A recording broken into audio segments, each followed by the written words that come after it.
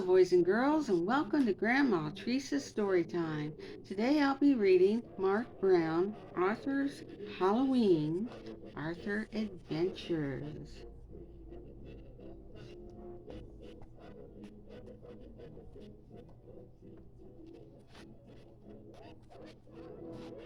It was the night before Halloween. Arthur's family was busy making the house look spooky. It looked so spooky, in fact, that Arthur had trouble falling asleep.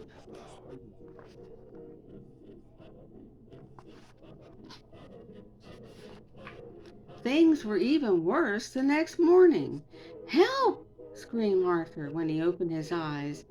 "It's just me," said his sister, D.W. "Boy, are you jumpy. Don't forget, you have to take me trick-or-treating tonight."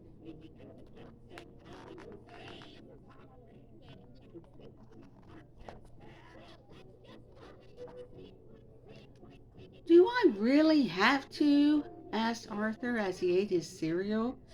"You really do," said his mother. "And I want to go to every house," said D.W. Arthur groaned. "I'll be the only one who has to drag his baby sister along."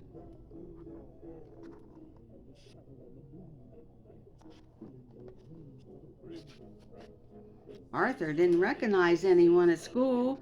There was a giant robot in his classroom taking attendance. "You sound just like my teacher, Mr. Marcos," said Arthur.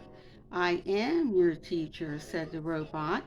The only one Arthur recognized was the brain. He was wrapped in aluminum foil. "I'm a baked potato," said the brain. "What are you going to be this Halloween?"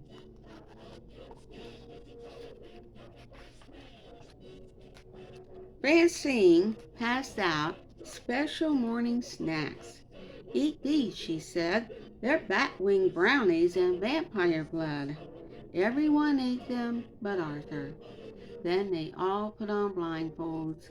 Buster passed around bowls he said were filled with human eyeballs, hearts, and brains. Arthur turned pale. When it was his turn, he wouldn't even touch them. "What a scaredy cat," said Francine. "Chicken," said Muffy. "They're only peeled grapes, jello, and cold spaghetti." "What kind of treats are you making for Halloween this year?"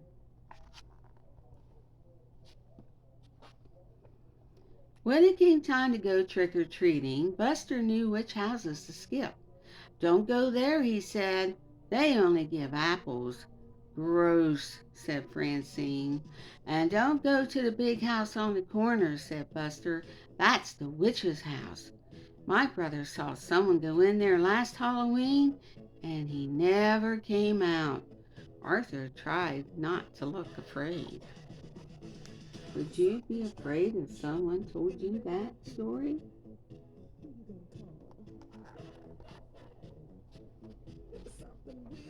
Arthur and his sister had trouble keeping up with the others. First D.W. got her tail caught. Then her bag broke. "You're such a pain in the neck," said Arthur. "D.W. must be short for dimwit." But D.W. didn't answer. Arthur turned around just in time to see her disappear into the witch's house. Oh dear.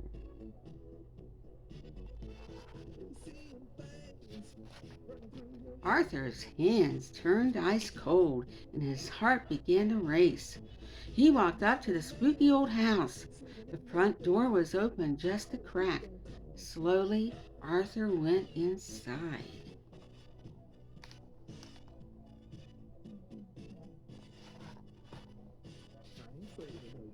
"Look!" cried Buster. "Arthur just went into the witch's house." But will he come back out? Hmm. She'll probably put Arthur and DW into her oven just like Hansel and Gretel, said Sue Ellen. Maybe she's using them for weird scientific experiments, said the brain. I bet she locked them in a cellar to starve, said Buster. Maybe we should follow him, said Francine. Maybe we should just call the police, said Muffy. Everyone was too scared to move. What do you think you would do in this situation?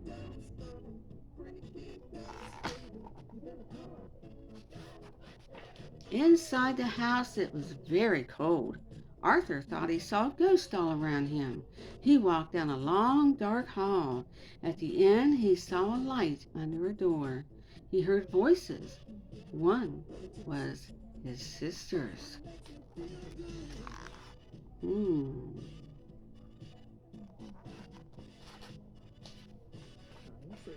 Oh, there you are, said the witch. We were waiting for you. I came to get my sister. We have to go. I hear my mother calling us, said Arthur. I don't hear anything, said DW. My name is Mrs. Tibble. I hope you won't leave without some cider and donuts first. They're chocolate, your favorite, said DW.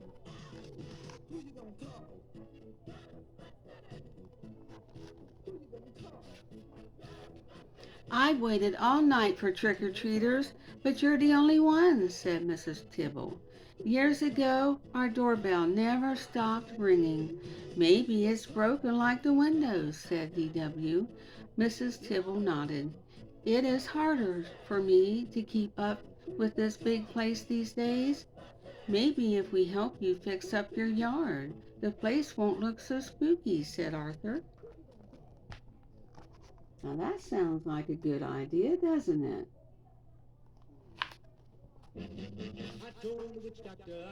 Arthur finished his donut as Mrs. Tibble opened the door and turned on the porch light.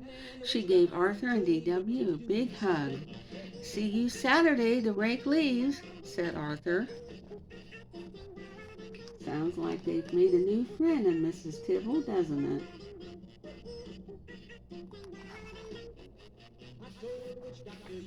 You're still alive, said Francine. I can't believe you went in there alone, said the brain.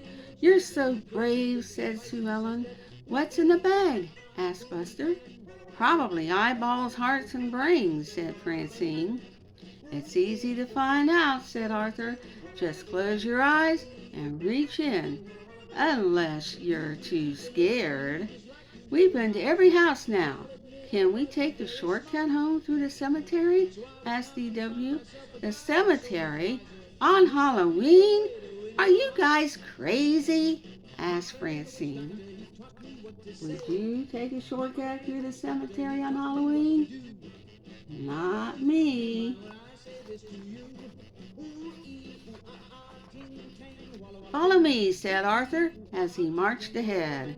The cemetery is a great place. People are just dying to get in.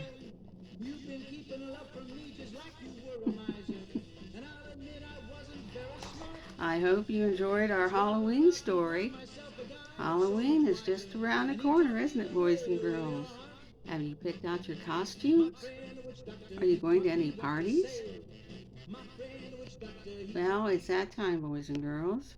But until then, always remember, the more we get together, the more we get together, the happier we'll be. For your friends are my friends, and my friends are your friends. The more we get together, the happier we'll be. Until next time, stay safe. Bye now.